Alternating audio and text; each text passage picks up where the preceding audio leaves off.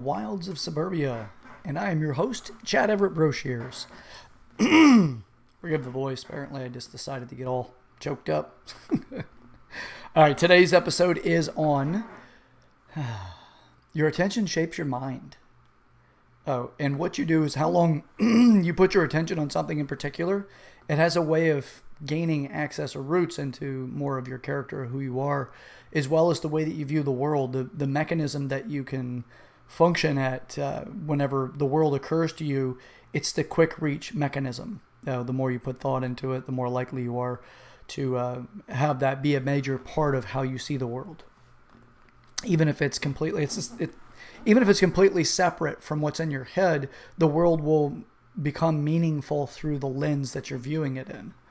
And the idea of cognitive biasness.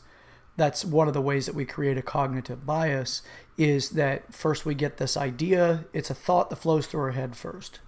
And then it starts to gain some root. And it'll start gaining some root inside of the, looks like Rade's on today. All right. I'd like to see that. By the way, ladies and gentlemen, Rade it's RJ.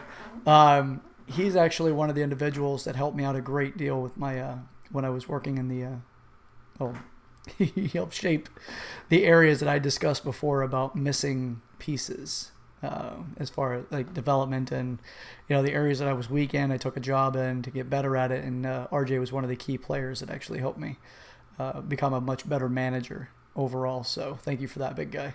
All right, back to the subject here. Okay, so as these thoughts come into play, our ideas, they start, well, first it's a thought, then it turns into an idea. And the difference and distinction is an idea is something that gets occupied longer than a thought. A thought can flee through the moment. An idea starts to settle in as a root. As we start to put more attention on it, the idea starts to gain more traction in our mind. It puts roots into our system, if you will.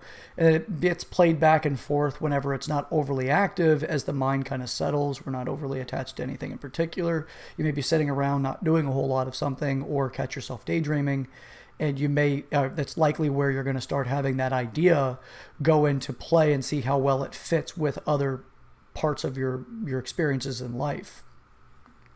That starts to formulate the way that you see the world, and it creates a biasness the further it goes into your psyche.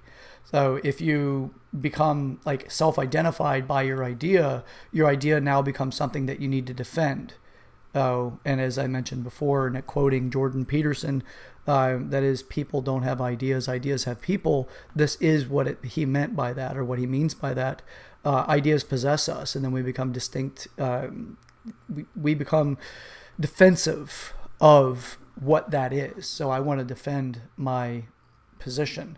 I want to make sure that I don't have other people avoid. Let me take all of that back. What I'm saying is I lightly got distracted there for a second, and I apologize. As those ideas start to become something that is a character defining element, even if it's in a smaller or lesser degree, that idea can easily turn into something that becomes like almost so sacred to you. It's like a child. You'll stop what you're doing in order to combat somebody else, or to make sure that you put your opinion in their space in a way that you're trying to dominate what they have as far as their position, so that you can potentially sway them into your way of thinking. It's understandable to want to defend your idea, because you've got so much time associated with that idea that it's become so much of your character, who you are, that before you know it, it's possessed you. Now, as our attention goes one particular direction, that also creates the molding of the mind. There's only so much you can construct within a specific idea. It's not like you can construct something that is so foreign to the idea and it fits, because it won't. What it turns into is they call that cognitive bias, or cognitive. What is that? There it is. Cognitive dissonance. And whenever that happens, it feels uncomfortable. We don't like to go with that. It conflicts. It's two ideas that conflict with each other. And we try to move away from that because it's a great deal of discomfort. Usually you'll side with the victor of the two ideas as they clash. It's usually the one that seems like it has more root in who you are as a person. That's why we have so many challenges in life, especially whenever it comes to anything from previous relationships of an intimate nature, partnership, girlfriend, boyfriend, that kind of thing, or whatever the relationship construct is that you live with or prefer to have. Now, this can also get into the concepts of different like racism and or sexism and things like that. It's these ideologies can possess us in a way that we feel like we're part of something bigger than who we are, and that thing has actually taken our degrees of our autonomy. Is when you're thinking about that, you cannot simultaneously think about something else. The brain doesn't process like that. So you can have two thoughts at once, but yeah, I'm going to get to that chat in just a second there, RJ. Ooh, good question, by the way. All right, I'm going to actually need to read that here. Okay. I appreciate the question there, big guy. All right, to finish the thought, it's they do end up becoming something that you may lose who you are to your idea. Who you were before the idea took over. So, all right, now to RJ's question. RJ's asking, what's your opinion on us as individuals making decisions, coming up with ideas, or doing anything in life to either gain pleasure from it or avoid pain? Well, I mean, that's overall why we do come up with different things, but there's very few ideas that we actually possess that are truly originated from us. We have hybrid combinations of other ideas, other people's ideas that fit what our living narrative is. But we absolutely can shift around so that we align things in a way that gives us greater pleasure and lesser pain. Sometimes we do develop concepts of like sadism and things like that, where or masochism actually is the one side is masochism, where you actually prefer pain or discomfort. You can say that people that have a strong work ethic also have a slight scenario of masochism because they're putting themselves through a great deal of discomfort, but it's for the end reward of getting, more pleasure out of accomplishing a goal or something like that. But as far as the pleasure seeking only, pleasure can turn into like a drug induced type of behavior where we want to pursue pleasure consistently to the point that it may imbalance us beyond our abilities to right ourselves without long-term consequences, negative consequences. We can easily get addicted to that. Even in certain ideologies, thinking of ideologies like optimism versus pessimism. There's a third category, but all three of them actually have their own utility at the right time, and you're better off to be able to shift into different perspectives of thinking. There's not a right one, by the way, when it comes to optimism, pessimism, and realism. Because when you start studying the sciences of psychology, or psychology itself is a scientific principle, not the pseudosciences, what typically is popularized through our media sources, movies, and things like that. But in psychology itself as a scientific principle, you have to use a specific set of qualifying elements in order to verify that the idea that you're working on actually has validity versus being a pet project that you may have cognitive biases towards. Now, with that, because your question will align with this, RJ, as far as optimism, pessimism, and realism. A lot of people like to think that realism is the right answer. Realism has a high potential of becoming naive realism, which is one of the checkpoints that you use in the scientific model. Naive realism is you believe what you see is true no matter what. And that is where you have optimists think that what they see has a silver lining to a gray cloud. Pessimist believes that I see a silver lining at the gray cloud, but the gray cloud came before the silver lining. The silver lining viewers are the ones that are kind of naive. Something negative is going to happen to this. Optimists think the same thing about the pessimist, is thinking that those individuals are naive, something good's going to come out of it. And the realist is like, well, there's something that's going to come out of it, and I'm going to, these are my past experiences, and this is what's likely to occur. But they're still subject to the same concepts and fallacies of naive realism. So all of them can be very well subject to that. But we'll continuously pursue what fits us at the moment. The more a thought or an idea fits our internal narrative, our living narrative that we've constructed our life based off all of these ideas, the more you're likely to feel better by selecting the ideology that fits best with your history of ideologies or ideas overall, like what is constructed you as a human being. So you can easily look at it and say, well, optimism fits here because I have an attachment, the outcome would be better beneficial for me. Typically, the optimists have phases of observation where they have the first initial phase is if it doesn't meet the optimistic bias, it's not solid or positive in a way that they can say this is good. It is the pushing it off, it'll be good soon. I'm not an advocate against it. I'm not an advocate for it. I'm an advocate for interchanging different positions so that you can come up with the long-term, more projectable outcome that you want to see versus the attachment that eventually it's going to get good. Because the reality is eventually it will get good and eventually it will get not so good or undesirable. And then there'll be times whenever you really don't have an opinion. You're just kind of existing in this in-between state.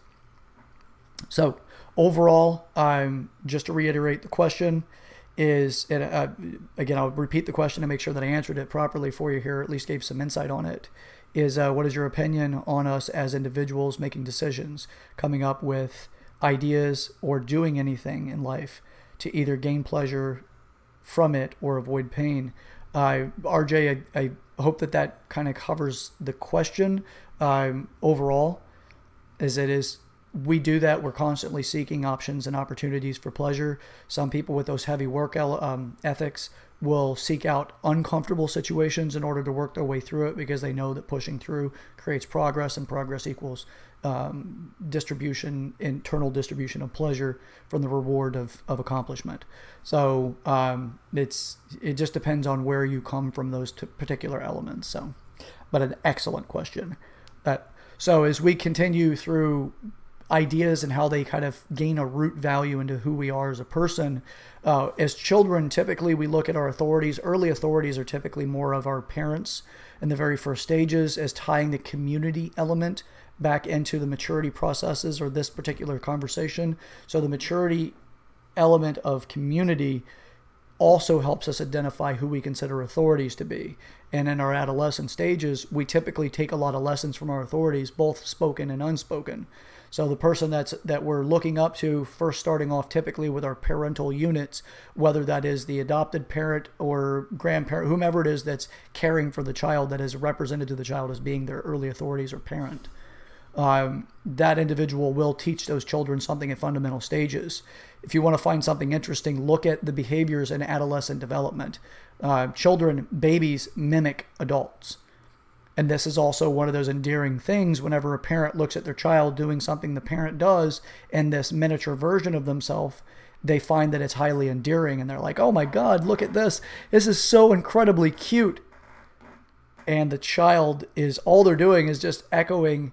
It's not even really echo. It's mirroring the behavior of the adult. First words spoken are typically the words spoken of the people they're most commonly around. So if it's a curse word, perhaps the parent curses a lot. It could also be that the child has identified the emotional excitation around the word used, that it put a focal point for that child to continue to pay attention to that word when in use, and seeing the reward sequence, giving it back. Thanks, RJ. I appreciate that you did get the answer that you're looking for there. We could always continue to divulge further into that, but for the time being, I appreciate that as a question, bud. So children mirror and mimic this. This is a great place to actually kind of like position the conversation in, is when a child does mirror their authorities, the adults, they do pay attention to things like that. So if the parent says something with great facial inflections and then the environment around them seems to give that parent more attention, children are extremely, they have a very centric position on attention getting, because attention getting typically brings survival opportunities, food, all types of different nourishment concepts, love, attention, those kind of things, because children love attention. Because it gives them a validation for certain behaviors, and it helps them in their developmental phases. We don't stop that as children, by the way. We do this as full-grown, well-matured adults, but we create all of these barriers through the ideas that we've accumulated in life that stop us from seeing life differently. It's the lens that we view through. There's some interesting studies that also fall into traumatic brain injuries that actually shift personalities that weren't there prior. It's interesting to see that even something as simple as short-term memory loss changing personalities because of the short-term memory regaining. So when you have that, it's also referred to as fluid to crystal memory, which fluid memory is a short-term memory, and the crystallized memory is long-term. So the really cool stuff whenever you get into the psychology. But as far as the utility of it isn't so much necessarily like you need to memorize these terminologies, but more just understand the functional elements about it. And I'm also not saying that there's not other psychologists or people in the field of psychology or even psychiatry, a very, very, very similar field, except you're now influencing chemical elements that are external to try to change brain patterns and behaviors. Chemically inducing different behaviors. That's a major conditional difference between psychology and psychiatry. But again, I'm not coming to everybody as if I'm the world authority in this. I'm coming to the world, or to you guys, as I have a high level of curiosity, and it helps me get through life in a less negative and more positive way, or desirable outcome versus negative outcomes. So, but as far as the traumatic brain injury, short-term, long-term, the fluid to crystal memory elements, the fluid element of memory, the short-term recall, if it's disrupted, personalities have a habit of having less adaptability to the environment. So because you don't have that short-term memory entering into its crystal phase or crystallized phase, which is the long-term elements, where you make up your mind right now about something that you're experiencing, you can actually lose that in the process of going from fluid to crystal, which is short-term to long-term memory. It may not go into the encoding of your behavior. So if you learn something right now with the ability to fully recapture short-term and long-term memory, you can, if you lose, so right now, say you have this long-standing belief that, and we can pick a pretty polarized one, but I don't want to get far into the minutia of it. You know what? Let's keep it away from the polarized stuff for the moment, and I'll put it into the educational piece. You've thought something your entire life, whatever that is. We'll say a certain way of doing math. Your entire life you've thought this, and you come upon a moment where now you're being taught this new way of thinking in math, and you're like, wow, this has a lot more utility. I understand math differently now. If there is an effect, so you can take that into your personality elements, which is if you feel that you're better at math now, in a completely healthy state, short-term, long-term memory states, that I feel better about my ability to produce mathematical equations with accuracy, your confidence goes up as a person. Specifically, your confidence in the area of bringing math into a working formula for you. Somebody asks you a question, you have an answer. The confidence level in your ability to have an accurate answer also produces your tonality and engagement in the conversation. If you have a disruption in the short-term memory elements, you don't carry over that confident element into it, as well as the new way of thinking. So like the movie 50 First Dates is kind of a little bit of an exaggerated concept of it, but it's not completely. Like she's unable to formulate new memories, but that also makes her personality, it freezes her personality in time. So she stays that same kind of person even when life events change, because she's not regulating her personality based off the way that life or the environment has shifted her way of needing to survive. So if we use that as a point of interest in this conversation, we can say that if you're that attached to a particular element of who you believe you are based off the ideologies that you've accommodated in yourself and associated yourself with, that means that you are a certain type of person, then as you get new information applied to your life, you very well have that new information come across in a conflicting way. That you can look at it as a traumatic experience to have cognitive dissonance, because this idea of who you believe you are over here, that hand gestures and all that, right? Way over here, let's go that way. Who you believe you are way over here, and this new information comes into the play here, and you're like, I don't know. if this stuff really feels all that well, this side gets uncomfortable as this new information may have some excitement because it, in its earlier stages, has a degree or sensation of utility where you're like, oh, I can change some stuff in my life. I feel pretty good about this. And that deep-seated experience of yourself, the idea that you believe is who you are, and this idea comes into it where it's like, okay, well, now it's getting closer and closer and closer to breaching that level of who you know you are.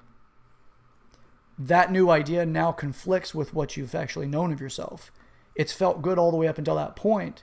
And then as soon as that idea of who you believe you are gets challenged by the new information that has accumulated this concept of building up more of like personality attributes that line up with you, make you feel better about what it is, it may have that catalyst moment where this doesn't line up and man, it's uncomfortable. And then you have the abandonment of the endeavor. Most people don't seek out support in those moments. They're like, you know what? I'm just not going to, that ideology felt really good up until it got to this point, but the other thing was more firmly rooted. So with this entire conversation is how your attention develops you as a person is where you put that attention. It's like, again, like having my friend Rade here or RJ watching is RJ's gone through a lot of interesting transitions, and I'm not going to like dime you out all the way here. But I'll say that he did go through quite a few things. We worked together. He worked for somebody else for a great deal of time and developed himself in that area. And then from his experiences, he gained new utility in his life, but he had that thing he was attached to that was being a dedicated, loyal employee to the company to the point of life disruption, pain and anguish over not being recognized for his sacrifices, in which he made a lot of them. He made a sacrifice developing me, but it wasn't really across the concept of being a sacrifice necessarily to him because it was part of the job duties. But while he was training me, he could not work on what he needed to do for his location. He had to devote time for me, show me how to do it, answer questions on it, continue the laborious effort to develop me. Before you know it, then he got back to working his business, which if his business didn't reach the numbers that was expected of him, that stuff would have fallen back a little bit for his dedication to developing me. Therefore, I call it a sacrifice. And it's a sacrifice that I greatly appreciate on a daily basis, whether I express it to him or not. Now, this video isn't, the pledge to RJ. RJ has a great degree of influence in my life, and I greatly appreciate that.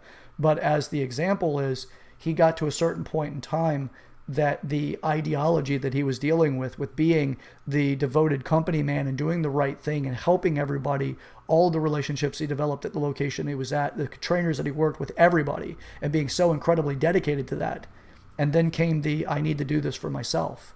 And it's an uncomfortable transition to the point when once he passed the bell curve in it, if you will, he got to the tipping point of, I don't want to continue to do this for other people without recognition or without the satisfaction of just, I guess we'll say it again, the satisfaction of recognition. He finally had the shifting of his own personal position and then went into his current business, in which the lessons that he's had in life have made him successful at what he's doing, and I'm significantly proud of him for what he's accomplished. Again, this is not the RJ hour, but because he's one of the people in the chats, I figured that why not mention, what's going on here as being one of the viewers. I hope that that's not too much of your personal life put out there, RJ, but fortunately so far it's still a first name basis and it's initials only. So, but other than that, though, I'm a great human being, but he's made a lot of sacrifices, and that must not have been a very comfortable experience up until it became the only course of action. So for what he accomplished was he overcame the early ideology.